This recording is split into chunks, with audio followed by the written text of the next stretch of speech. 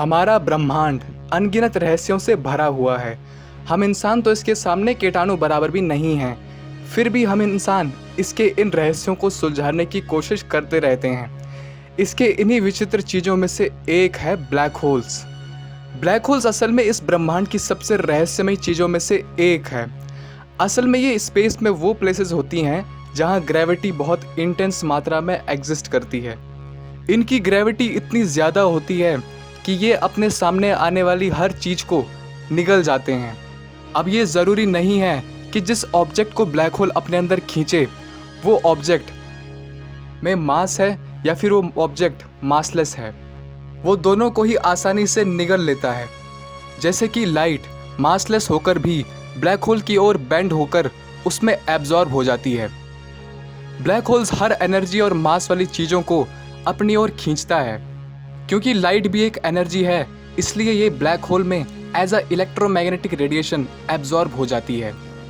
अगर बात करें इसके साइज़ की, तो एक सुपरमैसिव ब्लैक होल का साइज़ हमारे पूरे सोलर सिस्टम से भी बड़ा हो सकता है। स्पेस में ब्लैक होल का फॉर्मेशन तब होता है जब कोई बहुत बड़े मास वाला स्टार अपने एंड होने की फाइनल स्टेज में होता है, तो वो अपने लिए पर्याप्त न्यूक्लियर फ्यूल नहीं बना पाता, जिससे उस स्टार का मास इनफाइनाइटली कंप्रेस होकर इतना डेंस हो जाता है कि आखिर में उस स्टार में एक्सप्लोजन हो जाता है और जन्म होता है एक नए ब्लैक होल का। जैसे जैसे ये ब्लैक होल चीज़ों को अपने अंदर निगलना शुरू करता है, वैसे वैसे उस ब्लैक होल का साइज भी बढ़ता जाता है। क्योंकि ब्लैक होल्स लाइट को भी अपने अंदर से पास नहीं होने देते, इसलिए साइंटिस्ट इसे टेलीस्कोप से ऑब्जर्व नहीं कर सकते। क्योंकि ज़्यादातर स्पेस टेलीस्कोप्स का इस्तेमाल एक्सरेज, लाइट और दूसरे प्रकार के इलेक्ट्रोमैग्नेटिक रेडिएशन को डिटेक्ट करने और उनकी इमेज को कैप्चर करने के लिए किया जाता है। लाइट भी इसके सामने से एस्केप नहीं कर सकती, वो उसे अपनी ओर बेंड करके एब्जॉर्ब कर लेता है, जिसके कारण हम इससे आने वाली लाइट को नहीं देख पाते।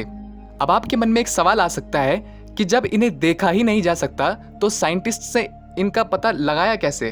तो आंसर ये है कि साइंटिस्ट के लिए इनको ढूंढना और इनकी स्टडी करना तभी पॉसिबल हो पाता है जब इनका प्रभाव इनके सामने वाले किसी मैटर पर पड़ता है।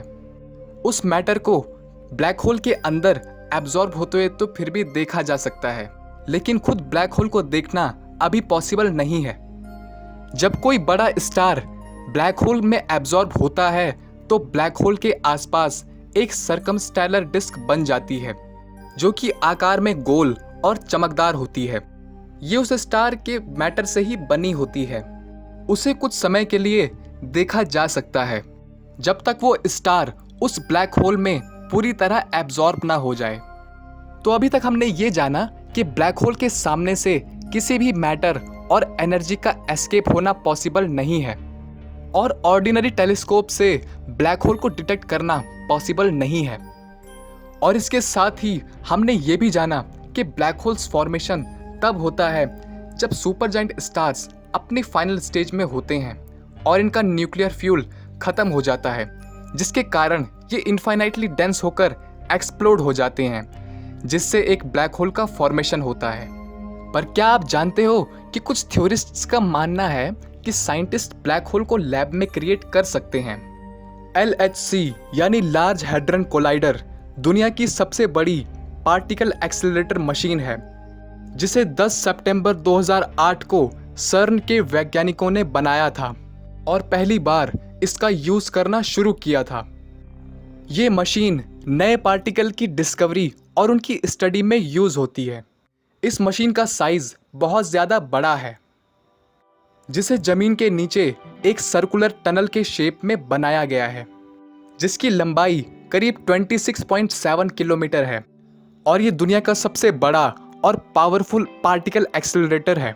साइंटिस्ट्स का ये मानना है कि जब कई पार्टिकल्स का एक्सट्रीम एनर्जी के साथ कोलाइजन कराया जाता है तो कुछ माइक्रो ब्लैक होल्स के बनने की संभावना होती है, पर ऐसा करने के लिए हमें बहुत ज़्यादा मात्रा में एनर्जी चाहिए, जो कि करीब 14 टेरा इलेक्ट्रॉन वोल्ट्स के बराबर है, जो कि बहुत ज़्यादा है।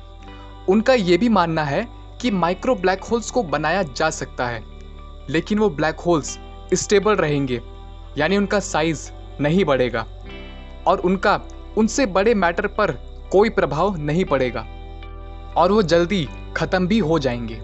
पर कुछ थ्योरिस्ट्स ऐसा भी मानते हैं कि हमारी धरती के लिए ये खतरनाक भी हो सकता है, क्योंकि एक बार अगर ये ब्लैक होल्स उस मशीन से बाहर आ गए तो इन्हें कंट्रोल करना लगभग नामुमकिन होगा। पर LHC के साइंटिस्ट्स ने ये बात साफ करी है कि ऐसा कुछ भी पॉसिबल नहीं है। वैसे तो ब्लैक होल्स पर नई नई रिसर्चेस सामने आती रहती हैं। मैं आपको उन रिसर्चेस से अपडेट करता रहूँगा और साथ ही ब्लैक होल्स से जुड़े और इंटरेस्टिंग थ्योरीज के बारे में भी बताऊँगा, जिन्हें हम अगले आने वाली वीडियोस में समझेंगे। इस वीडियो को लाइक और शेयर करके चैनल को सब्सक्राइब करना मत भूलना, क्योंकि मैं इस तरीके की इंटरेस्टिंग वीडियोस यूट्यूब पर पब्लिश करता रहता हूं। तो मिलता हूं आपसे अगली वीडियो में, तब तक के लिए थैंक्स फॉर वॉचिंग।